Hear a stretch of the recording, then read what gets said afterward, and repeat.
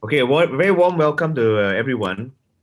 Sorry about the hiccups and issues that happened today. Like what Josh said, like a total Murphy's Law session. And in true startup fashion, shit happens.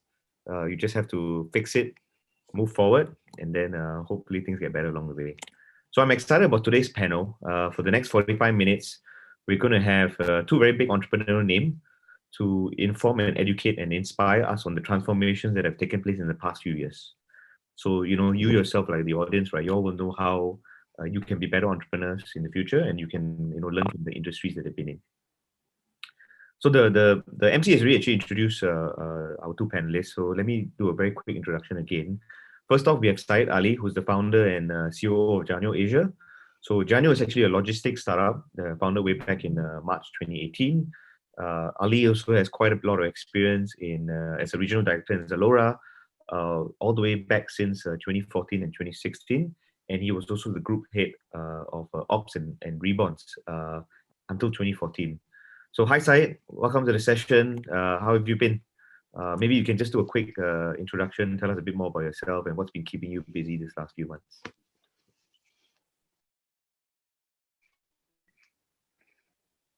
Hi, Mohan. Just a brief summary about myself. So after 16 years in the logistics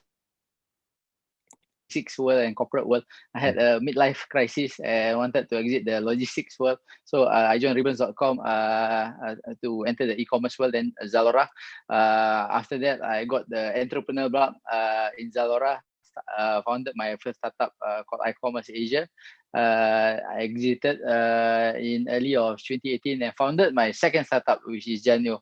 So Janio is pretty much a cross-border logistics platform focused on helping merchant shipper marketplaces to ship cross-border into Southeast Asia, from Southeast Asia and intra-Southeast Asia. So that's pretty much what I've been busy with over the close to 3 years accordingly. Nice. So you've had the opportunity to try out, multiple startups over the last few years. So hopefully we can hear your experiences across both sides. And then next up we have Alan Jiang. So Alan is co-founder and CEO of Beam, which is a shared e-scooter and bike rental startup. Which in fact you guys just raised like just under $30 million this year, right? So a big congratulations to you there, Alan. So Alan, maybe you can tell us a bit more about yourself. What's been keeping you busy these last few months as well? Yeah, thank you for having me. So I guess mobility has been something that I've been involved in for a while. I actually got started with Uber. Unfortunately, never had the pleasure of working with Nadeem at Gojek, who's a phenomenal leader. But I actually was at Uber for 4 years. Then I went to OFO, the bicycle sharing company, and got pretty convinced it's a really big opportunity to do micromobility. So Beam is an e-scooter sharing company. We're focused on Asia.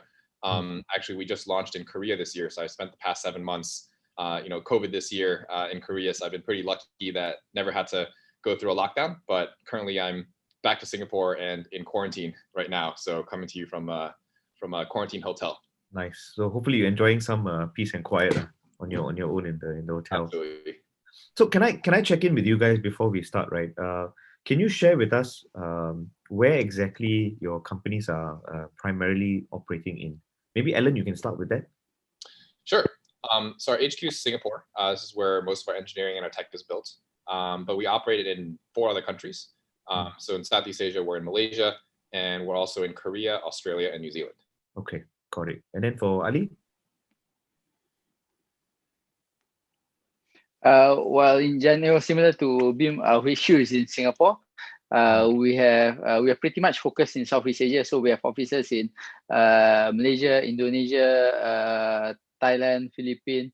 But because we are pretty much a logistics company, we focus in having what we call a not asset light, not asset heavy, but asset smart strategy. So we have partnership in Australia, in Greater China, in Korea, and US and LA accordingly.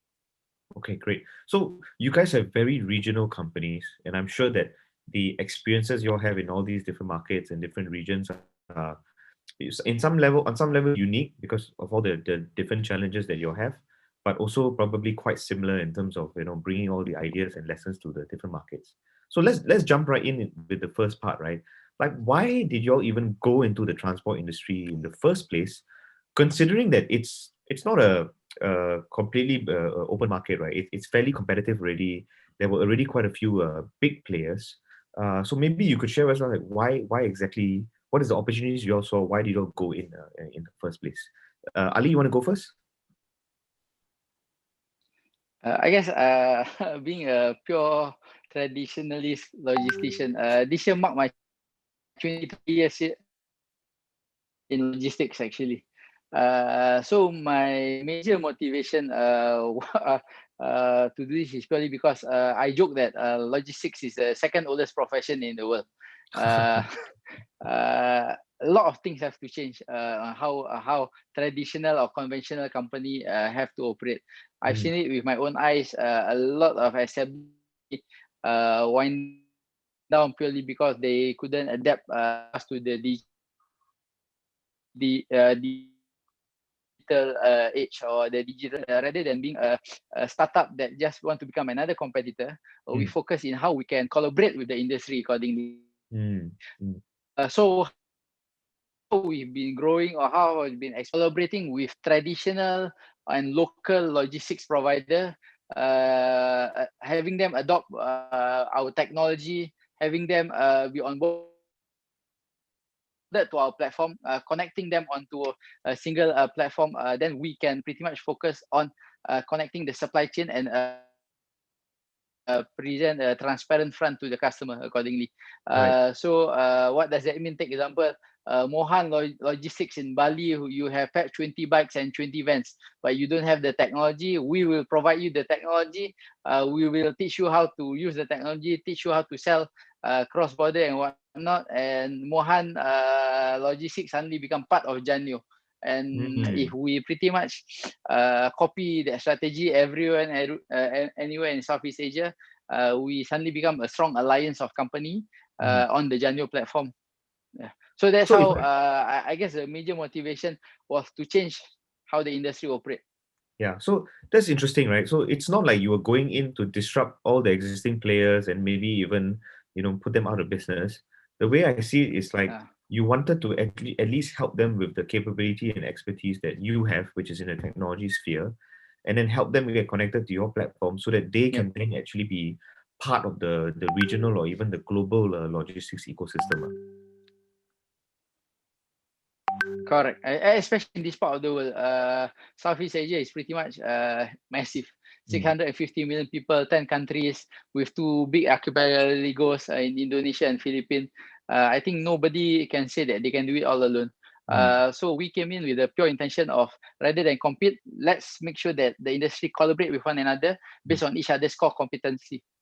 Okay, that's interesting, right? So there's the technology layer, and then there's also this philosophy around partnerships, helping each other support, and then everyone growing together as one big ecosystem, right? Now, for Alan, what really made you get into the transport industry? Yeah, so I think mobility is a really, really interesting space because it's something that we don't think about all the time, but it's something we engage with probably more often than anything else, even more often than eating. If we think about the times that we make a trip from point A to point B every day, how many times do we do that? Wake up in the morning, go to class, then you go to lunch, and then you go to class again, and you go to dinner, and you go to drinks, and you go home, or you go to the gym. Easily people are making 10 trips a day plus. And these trips happen on a variety of different forms. There are a lot of trips that are just walking trips. A lot of trips are public transit. A lot of trips are on a private vehicle, whether that's a bicycle or a car. And it's also something that we don't think about because we've been doing the same thing for our entire lives. And every time there's an introduction of a new form of mobility, and this is happening all the time, it's something that helps people to get around their cities a lot better. And we find, our specific segment for Beam, it's kind of an incremental improvement to what has been happening in mobility in the past few decades. But ultimately, ever since cars came about, and this is something that has been one of the most disruptive innovations in mobility, was when cars were invented in the early 1900s. Prior to that, everyone got around on foot. or on horse. Right. And then this motorized machine got invented, and people said, oh, there's no infrastructure, there's no roads for cars. These things are dangerous. They're running over people. Like, why do we need to have a car? And if you ask anybody back then, what is the best, what is your dream way of getting around a city? People would say, I want a bigger horse. I want a faster horse, a stronger horse. They wouldn't say they want a car. Right. And cars have become so popular, and cities have been designed for cars. But these days, there's a lot of new, interesting forms of mobility. We are currently doing e-scooter sharing, but we also have a new form. We just launched e-bikes in Sydney, electric bicycles. And we think that the future, there's going to be many interesting forms of mobility that allow individuals to get around in a much more convenient and low-cost fashion. So really for us, micromobility is about individual transport. When you get around from point A to point B by yourself, and we think the future is going to be a lot on shared vehicles. Yeah, the funny thing is this, right? Like you talked about, like when cars were first introduced, there was this thought process on lack of infrastructure to support them, and then also this idea that cars are dangerous and run over people, right? And in some sense, the same thing happened when e-scooters were introduced, right? I mean, they kind of got banned in Singapore, but it's like it takes some level of disruption and innovation for the startups to try out these new ideas. And despite them being like initially dangerous, but they could actually fundamentally just change the way people move, right? The way people operate, right? Like I wouldn't be surprised at some point everybody will be moving around with e-bikes. Everybody will be moving around with some form of a smart mobility device. And then hope, ideally maybe even if Beam could completely pioneer that around the region, that would be ideal, right? Do you think that's the vision you're going towards? Yeah, absolutely. So it always, with any new thing, there's always an adoption period. Some cultures and some governments are faster to adapt. In the early days of car regulations, there used to be in some countries the red flag rule, right, which basically said a person has to walk in front of the car waving a red flag. And that was to ensure cars did not run over other people. And so the only reason you would use a car is you're going as fast as a walker, someone walking, but the only reason you use it is it doesn't smell bad like a horse. Right. But it doesn't get you there any faster. But obviously regulations have changed, and there's going to be instances like this anytime there's new form of mobility. But our strong belief is, there are times when you're getting somewhere from point A to point B by yourself. There are times when you're going with a friend, and there's times when you're going with a big group. If you're going with a group, 5 people, by all means, get in a car. If you're going by single person, a person weighs maybe 100 kilograms and a car can weigh 10 times that. Why have to move that much metal around a city to get from point A to point B? It's just so inefficient. Yeah. And so there's all these new devices being invented. A scooter weighs 20, 25 kilograms, e-bikes maybe 30 kilograms. And if a particular city does not like a specific type of vehicle, there are still a lot of other vehicle types that are very interesting, that are not cars, that also can fit on micromobility. So we believe the future of micromobility will be multimodal. It also depends on the city infrastructure and culture for what is going to work in that city. Yeah, I think it's interesting because like Janio is doing, I would say, infrastructure and overall improvements for the mobility of goods and device and products, right? Through e-commerce shipping and stuff like that. And then Alan, you're doing, Beam is doing infrastructure improvements in terms of the movement of people. Maybe at some point you might do products as well. And it fits so nicely in the overall theme of sustainability, climate change as well, where if you can better make things more efficient in terms of the movement of products and services, ideally you can make a dent and a positive impact, right, on the entire region, right? So it does feel like, the transport sector is not just about simply bringing someone from point A to point B, but it's really about productivity, sustainability, and even time-based improvements right across the region with regards to products and services. So it's pretty enlightening after hearing it from the two of you. Absolutely. I think one of the interesting things you mentioned, Mohan, as well, is the infrastructure piece, because we really see ourselves as a micromobility operator is very complementary to infrastructure. So we actually see a lot of trips happening on Beam that are first and last mile, starting or ending at subway stations. Right. One of the big challenges for government to build a lot of, like if you're building a subway station or planning out a bus routes, you have to make sure there's enough volume of people to fill that vehicle. And particularly for subway stations, those are really challenging because you have very packed subways at 6 p.m., but maybe at 11 p.m. or 3 a.m., it's not even worth to turn on the subway. Because the huge piece of metal that is the subway is actually not carrying that many people. And so the micro piece of micromobility enables you to break that apart, where you can move single people around. And that connectivity helps to fill the first and last mile problem, where you can get more people onto the subway or the bus to make the other infrastructures run better. Great. Okay, I want to move forward to the next part. And this is really to share with the audience, right? Like a bit more about traits, right? Like what do you all think are really important and necessary traits that aspiring entrepreneurs need in order to really flourish and do well in this industry? Like, so maybe I'll start with you, Ali, right? Like you've been doing this for a while, and then you had your previous company as well. Like specifically for this industry, do you think there are unique traits that a founder should have? Are there certain skills that they need to be really good at?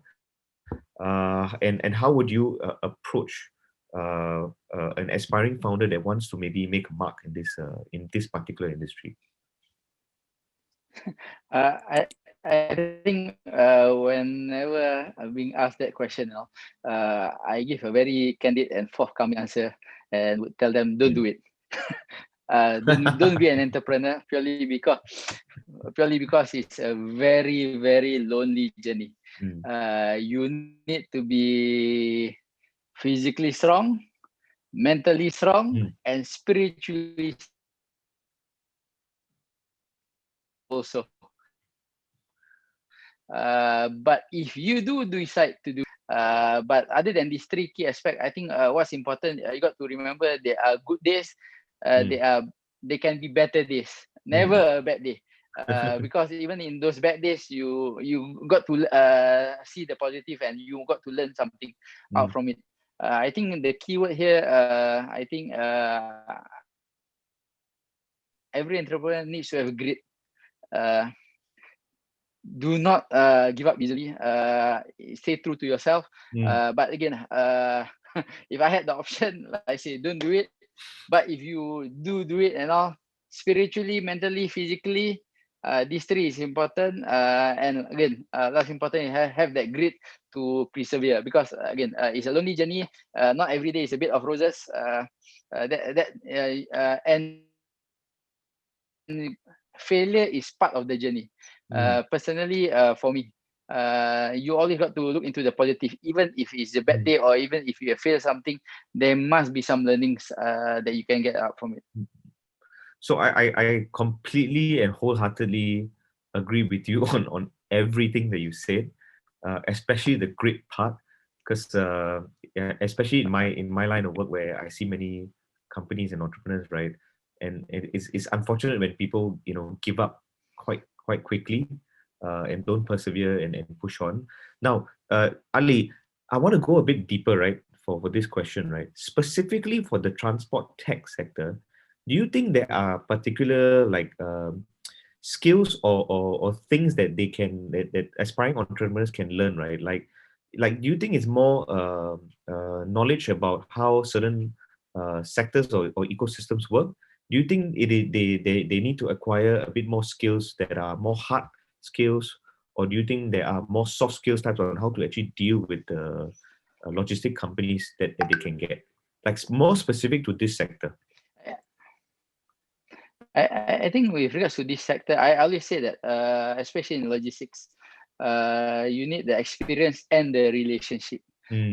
Soft skills is very important. If you look at all the current industry players and all the decision makers are people with easily 15, 20 years of experience, and everybody circle around the same industry for donkey years accordingly. Everybody knows everybody. Right. So my suggestion for anybody who's trying to enter, especially the logistics space and whatnot, again,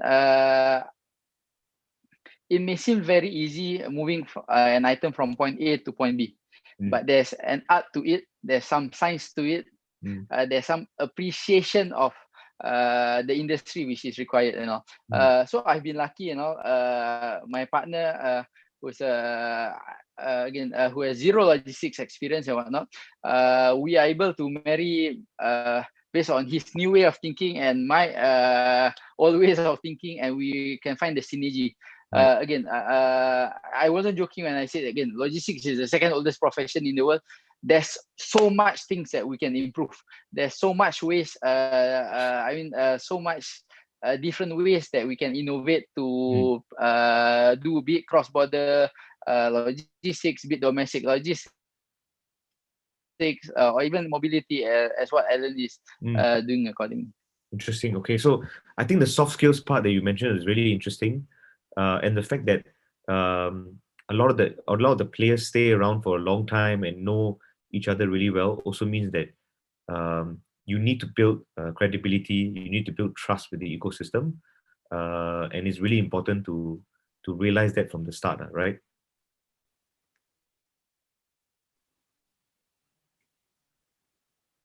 Yes, I totally agree. Especially again, I think especially with many emerging logistics startups who just entered the industry, there's some form of disrupt the industry and whatnot.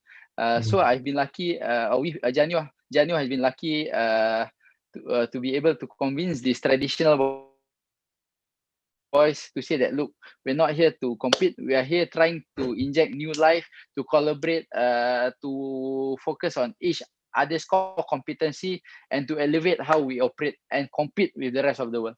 Okay, fascinating. Alan, what about your side? It kind of feels that your market, or maybe your sector is younger, more open to new ideas and disruptions.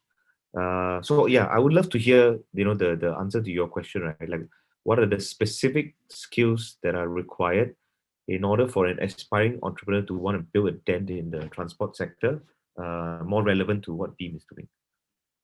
Yeah, absolutely. So I guess, Beam, we have a interesting philosophy around who kind of our key stakeholders are. And I think maybe, the most companies, the most important stakeholder is the customer.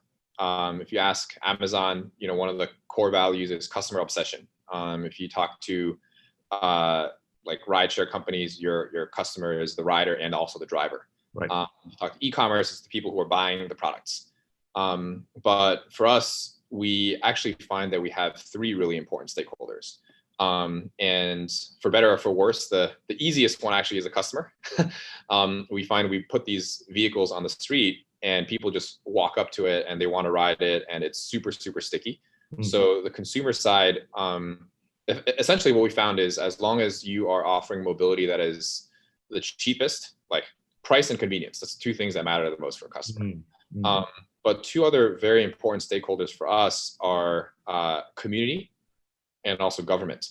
And so this is something we've learned over the course of operating business, and there's no kind of playbook for it. What we found is, people who ride scooters love it. We never get complaints from people who rode a scooter and said, oh, I didn't enjoy that experience, or it was, more expensive than how I usually get around. But people who don't ride scooters, the scooter's parked in front of my store, it's parked in front of my house, it's parked on my sidewalk, I can't, I have to step over it. I was walking, my dog and a scooter drove by. Right. These kind of complaints all the time. Right. And that matters for government. And a lot of governments, they have to figure out, how do we manage, community complaints? How do we, design new regulations for a new form of mobility? And so we actually have to be very proactive about all these things. And so we actually, when we enter new cities, we make sure we talk to governments first, talk to communities, and do a lot of education events. So we have Beam Safety Academy to educate riders how to ride safely. And what we find is, through a lot of these engagements, and especially through education of non-riders, we can actually create a lot more positive sentiment around this new form of mobility, which ultimately long-term we think is going to help cities float a lot better. You know, if you don't have 1,000-kilogram pieces of metal like cars moving around, and individual transport, anytime you're going from point A to point B by yourself, that's on a small vehicle, you can actually clean up a lot of the road space, a lot of the pollution, and just make cities a lot more accessible. So these are, I think it's definitely a learning process. You know, there isn't a specific skill set to like kind of study in university to say, hey, this is how to build a micro-mobility business. And I think a lot of the companies in this, startups in this space are kind of learning on the fly. And that's, you know, that's where our thinking is today. Right. I'm sure over the next 2 years, it'll definitely evolve as well. Yeah. So this is interesting because it feels like the skill set revolves around a lot of community-centric mindset, right? Like you have to genuinely want to do the right thing for the community. You want to do the right thing for that particular city. And that, of course, requires working with the government. So they need to trust you, right? They need to know that you're not going to come in and screw things up for their local citizens and local people. And then on the same level, work with the community to say, hey, issues that you might have, whether is it safety, whether is it how it impacts people on the ground, and then making sure that there's that balance and that assurance on both sides that, hey, we genuinely want to do the right thing and then we want to fix things over time, right? It feels like a very people-centric, personable kind of a trait that's needed. Am I right to say that? Yeah, absolutely. I think there's like internally within Beam, all of us, we have a very strong belief that what we're building is hugely beneficial to communities and cities, and the way it flows. And just, I think that belief is strongly shared by people who have tried the product. You know, customers are super, super sticky. And even community that we've engaged with, you know, we work with a lot of, for example, a lot of store owners, without having properly been engaged with micromobility, might say, hey, I don't like these scooters parked in front of my store. Right. But after engaging, what they realize is actually, if I like scooters in front of my store, then actually people will park scooters there and come in and buy something. Right. And so they actually get increased foot traffic. And so there's this education process where something new, it's not immediately adopted, but once people get used to it, they actually love it. Right. And so we have that very strong belief, and we as we grow and deepen inside cities, we kind of see as like us accelerating along that adoption curve. And you know, cars with all those, you know, weird regulations many decades ago, you know, have come a long way, and we see ourselves as kind of, how do we draw that forward for micromobility? Okay, very fascinating. So, I mean, clearly, both of you, right? I think your businesses have, I won't say been impacted, but have kind of like changed, evolved, and kind of reacted to what has happened in the last 10 months, 10, 11 months because of COVID, right? I'm very curious to know. I mean, I would think that maybe in the year 2019, you guys had a certain sense of like, okay, what are the trends? How are things going to look like for your various sectors? And probably a lot of it might have changed, or maybe it might have gotten even more cemented in that view, like with terms of the trend. So I want to understand, right? Okay, we'll start with Ali, right? What are some of the trends that you are seeing, right? Whether have they changed or not from a year ago and now, that are very relevant to your particular sector that you think the audience could learn from and tap on and potentially kind of like, you know, look at for the next 2 to 3 years. I mean, directly with regards to logistics itself, you know, I think during the early days of this pandemic, with many airlines shutting down, cancelling their flights and whatnot, we were also caught with our pants down, to be very honest, because we are pretty much dependent on cross-border aeroplanes, you know, flying in and out of the different countries, coming out from Singapore and whatnot. So that happens, you know, for a good first 3 weeks, you know, we were finding alternative ways to still find ways how to ship. So we had to develop a multi-modal solution, develop cross-border tracking, sea freight, and whatnot. But the show had to continue. So I guess one of our biggest learning point, especially with regards to the company directly with regards to the logistics, there's no one way to deliver cargo. We must always be ready or be on standby to find alternative solution or explore alternative solution how to ship a cargo. But with that said, indirectly with regard, because we are serving the e-commerce market, a lot of people who look into this market always refer to the famous Google Temasek report that states that it's going to be a $300 billion market by 2025. I think due to this pandemic, it will increase, it will expedite that target accordingly. But what we realize, with many people suddenly become much more entrepreneur and whatnot, unorganized commerce, or what we call social commerce, is growing very fast. So the difference between unorganized commerce and organized commerce. So organized commerce is your Zalora, your Lazada, your brands.com and whatnot. That's your organized commerce and whatnot. Unorganized commerce is selling from Facebook, social, your TikTok, your Instagram. So previously in a report in 2018 or 2019, they say that unorganized commerce was only 20%.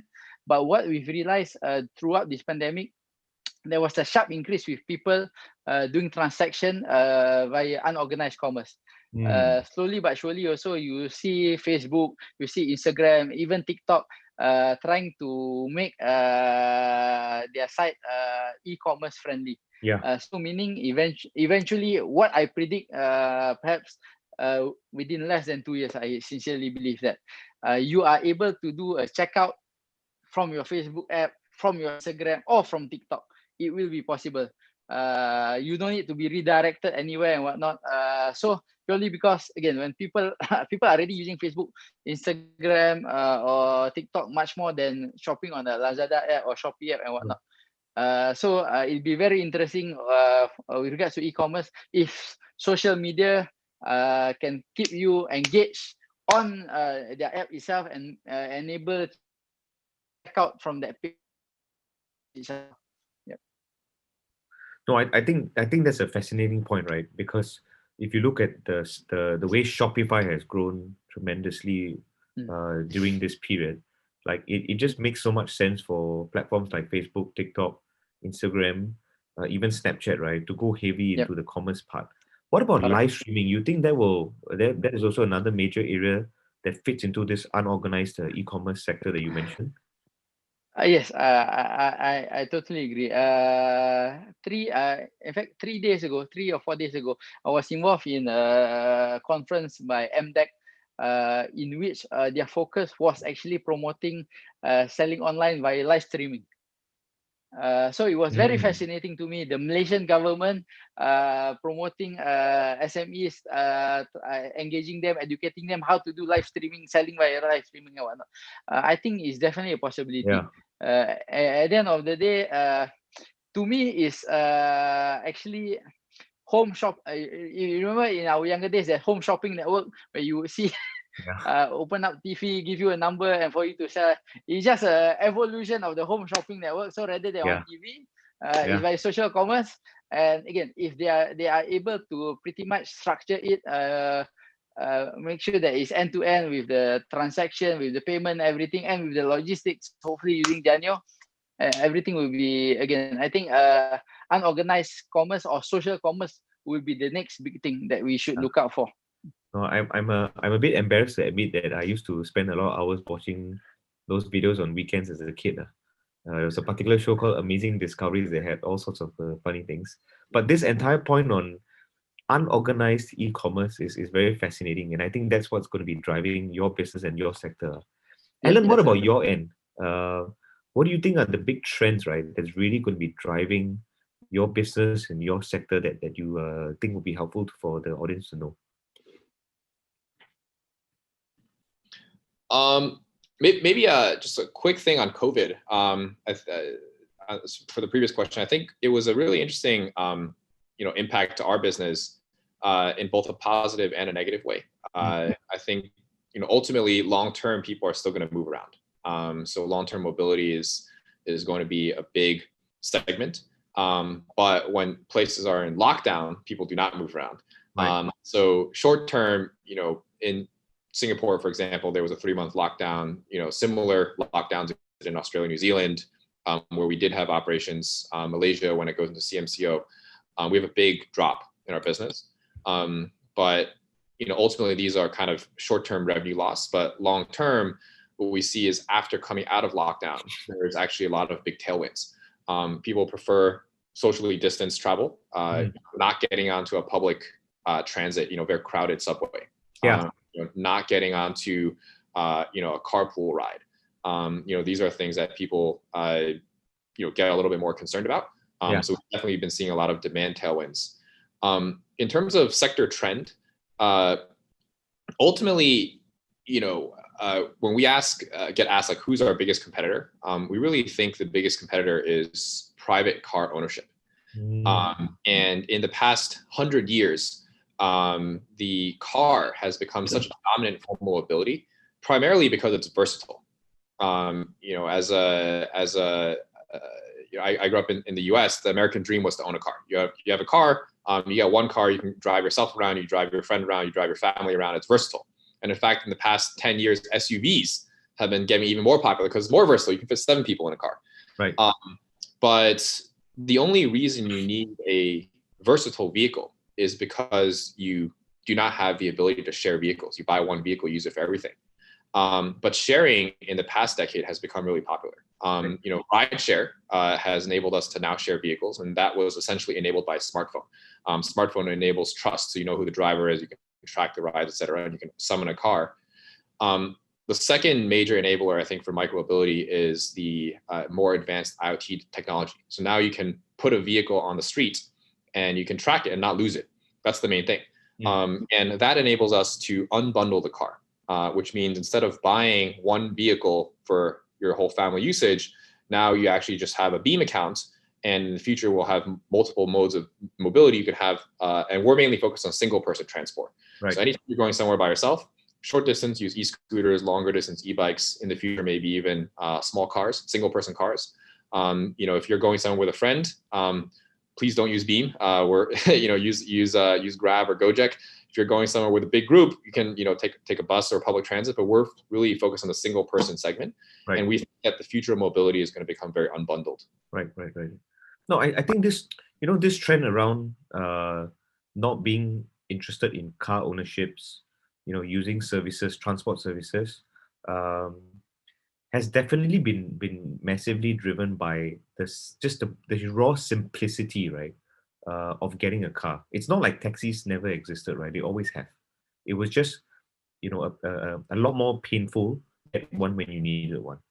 Right? Yeah, I remember having to stand by I'm old enough to remember having to stand by the side of the street and wait half an hour for one to cross by me, and flag it and then hope that they're not changing shift or something like that, right? But with services like yours, if I just need to go maybe for a quick, something that would take me 15 minutes to walk, it doesn't make sense to take a car, right?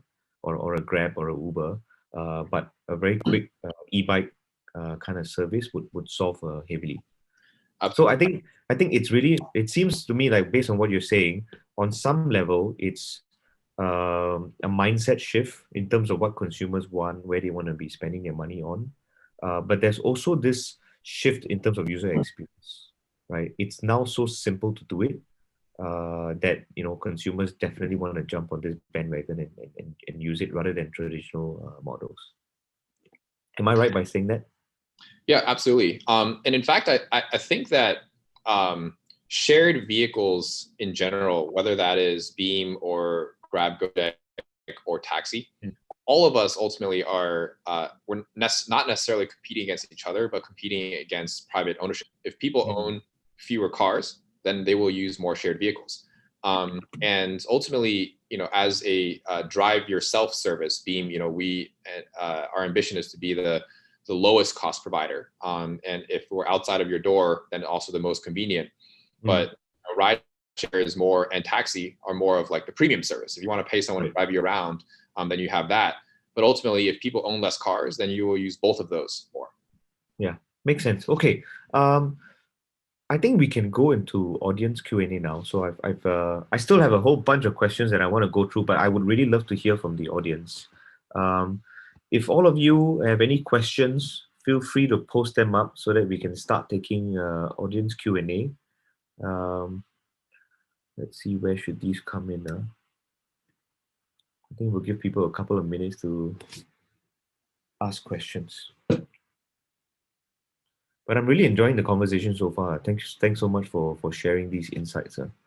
It's a whole different. It's one thing to experience it as a user. It's a whole different thing to get deeper insight from the founders themselves on how they see the impact of their companies on a more macro viewpoint, right, over the next few years.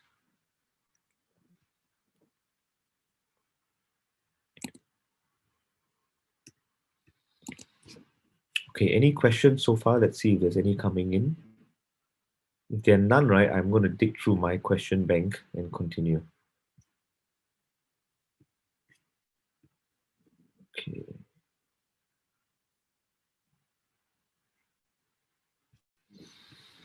Okay, while we wait for audiences to send in questions, I have one more question that I would like to ask the two of you.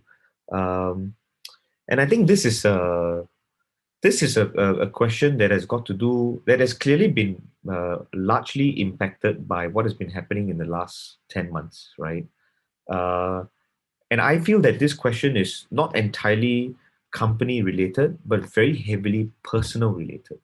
And I would really like to ask the two of you, right? Like, what have been the big challenges that you all have faced in the last 10 months on a personal level, like with respect to your individual journeys in building your companies? You know, if it's mental health related issues, if it's issues with respect to, you know, wondering whether your company is able to survive the pandemic, or it could have been stakeholder management related issues with respect to your employees or your investors and stuff like that. Like maybe, Ali, I would like to start with you, right? What has been your personal struggle in the last 10 months? How did you overcome them? You know, what was your experience with them? I guess I started out with Janio, or I jumped into Janio after, I would say, my first startup, which I had many learnings, to be very honest. So basically, over the past 10 months with this pandemic and whatnot, as a founder, you want to make sure that I would say heavily involved to make sure that you get the company through such a crisis and whatnot. But with that said, also it's always a struggle. Out of 10 things that you want to support the company, you can only focus 2 or 3, while the rest you still need to strongly trust your team members and whatnot. So to me, sometimes as a founder, it's always a struggle when to let go, when to get involved and whatnot, as the company is growing very fast and rapidly. So I think every founder goes through this stage, especially if you're in the growth stage, and if you truly want to see the company grow, you yourself need to be true to yourself, where you can focus at, where you can contribute, and where you should trust your other key members of the companies to contribute accordingly. Yeah, I guess to me that's always trying to find that balance.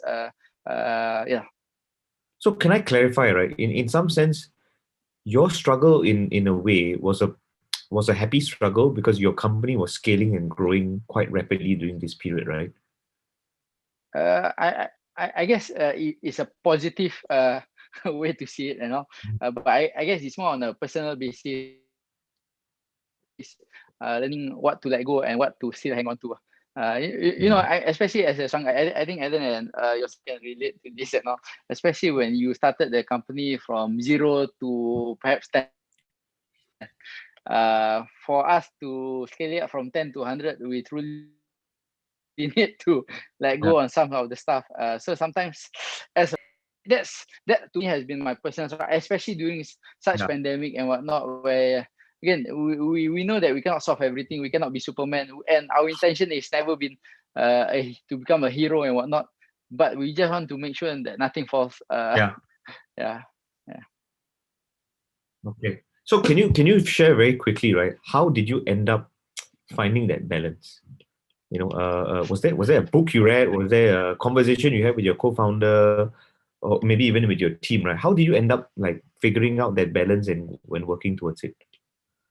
So interestingly enough, I've whenever I face such problem, there's two good friends that, or at least two good mentors that I talk to. One is Althea from Gush Cloud, Aaron from Caro. They tell me, but in terms of the entrepreneur journey, they are definitely much more mature or much more experienced than me. So I appreciate all their advice accordingly. Like Althea taught me a key statement: disagree, but learn how to commit. Yeah, that's one great advice that I learned from Althea. Then with Aaron is about focus. Yeah, you cannot do everything and anything. Just focus and learn to let go. Right. Focus on what you need to do. The rest, you just have faith. So again, these two, I can simply say these two good friends, these two good mentors, give me good advisors. Excellent. No, so it's really good to know that you have a good support network around you to help you in these challenging periods, right? Alan, what about you? Like, what has been some of the struggles that you've been through in the last 10 months that you were able to overcome or work on? I think one of the biggest struggles that we had to try our best to plan for is the uncertainty surrounding when people can actually move around. And, it is a very binary thing. If you're locked down, then our business essentially goes to zero. And if you're not locked down, then we have a pretty good business and our unit economics are very profitable. And so there's no way to understand or predict when a spike is going to happen or like how a government is going to react. And we've had cities that slip in and out of lockdown. Malaysia did a 3-month CMCO, came out and then went back in, kind of to a lighter version now. New Zealand and Australia have gone in and out of lockdown multiple times. Korea has never locked down, but has had elevated social distancing when waves come up. So there's just no way to predict any of this. Right. And I think that in the early days, huge amount of uncertainty and especially, in the bottom of COVID when the markets were all crashed, nobody knew how long it was going to last. But I think what helped was taking essentially like a hyper rational viewpoint and saying, hey, people can't be locked down forever. Right. And really what we need to do to pull through is it's a cash flow problem. We have to manage cash flows to survive lockdowns. But once lockdowns are over, actually the unit economics are profitable. And we don't see a reason why that would change once lockdowns are over. And so, definitely the early months where there was a lot of fog, it was very tough to see how to plan. But once we saw places go into lockdown, come out of lockdown, and we knew the second wave was coming, we knew the third wave was coming, it's much easier to plan around that. And it's great to see, vaccines starting to roll out in a lot of places, which I think provides a lot more stability because probably there's no lockdowns once the vaccine is fully rolled out.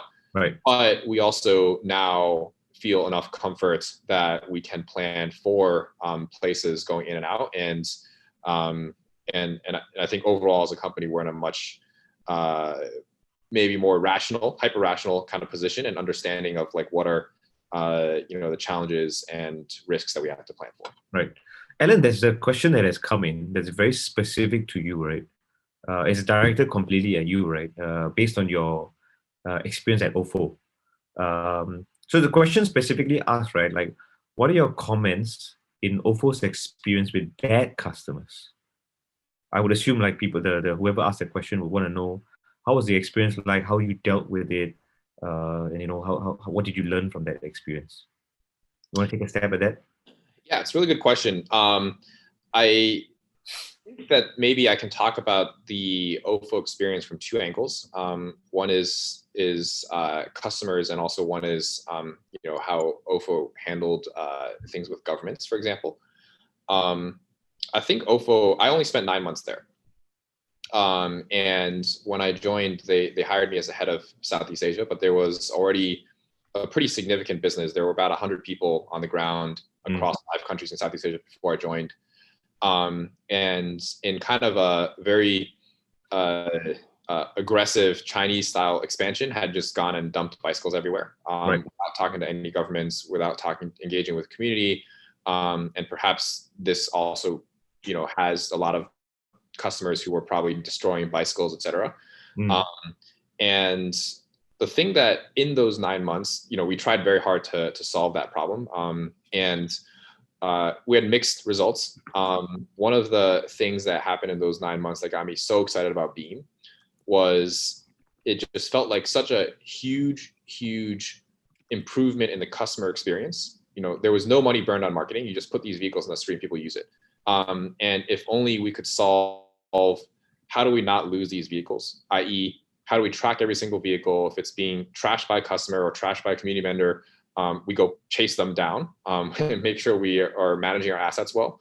Right. And also, how do we pre-engage with governments so that there's clear expectations on both ends of like what challenges will arise and what benefits cities can expect to see. So a much higher level of engagement and much careful asset management was two of the big lessons from OFO that we took to Beam. Interesting. Okay. We're almost out of time, so I think we can probably take one more question. So I wanted to ask Ali and Alan, right? What are resources that you can recommend to aspiring entrepreneurs out there, right? Like maybe whether is it books, whether is it podcasts, whether is it rituals that you all do on a regular basis, or whether there's a life hack or a trick that you guys employ on a regular level that you think would be really valuable for aspiring entrepreneurs. Ali, you want to try that? I think honestly, when I started this entrepreneurial journey, I was reading a lot of books and all, especially books from Jack Ma, Tony Fernandez, Richard Branson, and whatnot. But what I realized, every entrepreneur's journey is unique to themselves accordingly. No one journey is always the same. But with that said, also I think what's important, other than like say getting yourself physically fit, mentally right, spiritually, that's very important. At the end of the day, because you can plan everything so well, but if the man up there say it's not time yet. But I think the last one, I think what's important is having good mentors or good friend who has been through the entrepreneurial journey, who can relate to you accordingly. I like I say, it's very important that they can relate, because again, your journey and their journey may be different, right. But if they can able to relate, can give you some different perspective, it'll be very useful. I think that's very important, So I don't to sound very cliche, but again, you can read all the books that you want, but again, the journey will always be uniquely to you. It's important that you just have a good, I would say, network that you can share perspective, listen to them, but at the end of the day, is your journey. You make the So very sound advice. Okay, if I summarize, right, and I'm definitely going to take these tips back for myself as well. Chart your own path, right? Have your own journey, despite all the books you read. Second one is to focus on body, mind, and soul, right? In that sense, right? Healthy heart, healthy mind, healthy soul. And lastly, right, is to build a network of mentors that can relate to you and support you throughout your journey. Right? Okay, very good points there for everyone. Alan? Yeah, I 100% agree with everything that both of you said. I think maybe just quickly something tactical, since I always like to have something actionable. Mohan, you asked for books. Maybe two of the books I really enjoyed. One was 0 to 1. Yeah. And another one is Shoe Dog. Just it's on Nike's founding. Yep. And the kind of the early struggles and also the journey to scale. So those could be good reads and just actionable takeaways.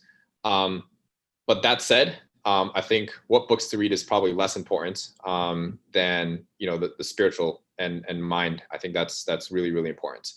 And in the entrepreneurial journey, I think you will never be ready.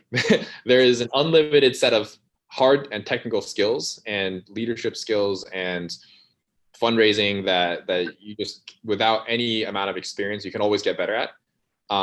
But the biggest blocker, I think, for getting started is actually just going out and doing it. And I think that, looking ahead at other founders or peers who have taken that step, and it's like, wow, how did they get there? That's not the important question. And then honestly, I don't think any, myself in particular, I didn't expect to be in any particular spot. It's just get your foot out the door, get on the street and talk to customers, talk to vendors, whatever it is to get your first sale. Yeah. And the rest, you just keep taking the challenges and solving them as they come. But the biggest hurdle is just actually just doing it. Yeah. So to summarize, right, the two books would be 0 to 1 and Shoe Dog. And in typical Nike fashion, right, just do it, literally. Just get out there and just do it. Okay, so thank you so much for joining me in this panel, Alan and Ali. I hope the audience learned a lot from this. I personally did. I've actually taken some notes myself, and I'm definitely going to reflect on them over the weekend. I will leave you in the trusted hands of the Epic team, and I hope everyone enjoys the rest of the event. Thank you very much and have a good weekend.